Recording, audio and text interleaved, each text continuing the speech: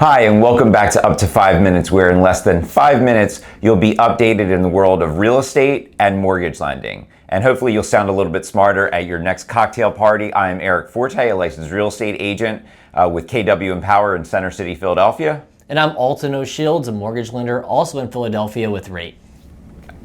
So Eric, with the new NAR changes, picking the right agent is more important than ever. If you were going out and buy a home, what are some questions that you would ask an agent to see if it's a good fit for you? Thanks, Alton. In previous episodes, we discussed the upcoming changes, and the changes are here now.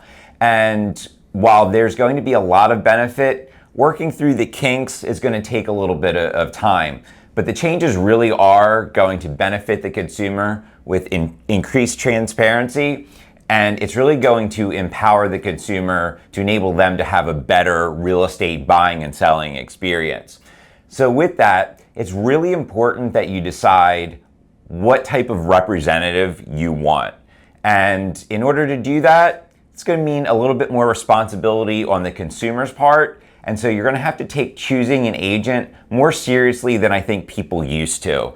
And your real mindset really needs to be, I want to interview my agent. And today I'm going to give you a few questions that you can get the ball rolling to determine if the agent is right for you. So the first question I would ask when interviewing an agent would be, what is your professional and educational background? See, most real estate agents, real estate is not their first career. It's usually a second or maybe even third career. So that question is really going to help you understand what their background is and whether it fits into what you want as an agent. For example, if you're an investor, having an agent with a building or development background may be ideal for you. I, for example, before I got into real estate, was a trial attorney for over a decade. And so those skills transition very easily into the world of real estate. The second question I would ask is, what is the agent's communication plan? Lack of communication or inconsistent communication is really the number one complaint the consumer has about real estate agents. So you want to know whether they're going to have a plan at specific times and days in which they're going to update you or go or explain something that happens to you. For example, one of the rules I have is if I'm listing a home and we're holding an open house on the weekend, I tell my clients, I'm going to give you an open house update on Tuesday. Why is that?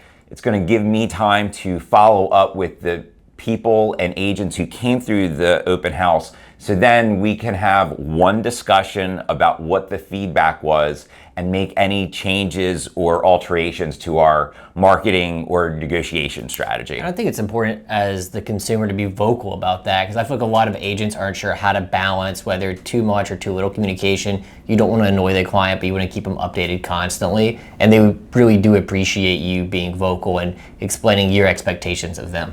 Absolutely. And I know we live in a world where everybody sends a text message. Text messages and emails are really a bad idea because a lot can be lost in translation there. So what I typically do, ask my clients to do is, if there's something you want to talk about or something that we need to talk about, shoot me a text and then we'll schedule a time to get on a phone call and we can block off 20 minutes or a half hour and have a substantive discussion and make sure we're all on the same page. That's a great idea. And a third question to get started when interviewing your agent would be, will you reduce your compensation? And now this applies now to both buyers and sellers, because if you watched our previous video, buyers are now responsible to directly pay their representative. So now this question is kind of more like a trick question, because if the answer to the question is yes, they will reduce their compensation, they're really telling you that they're not a great negotiator. And so that's really what you're looking to find out. It would be great to obviously save money, but how much is it going to cost you if you've just hired somebody who isn't a great negotiator for their own pay and income? That'll do it for today's episode. Thank you for spending less than 5 minutes with us today. Please leave any comments or questions that you have or message either one of us directly. And make sure that you follow us on LinkedIn, YouTube, and Instagram as well, and comment any questions that you may have. We'd love to answer those and put out content that you're interested in. But meet us next time as we have more updates on the mortgage world.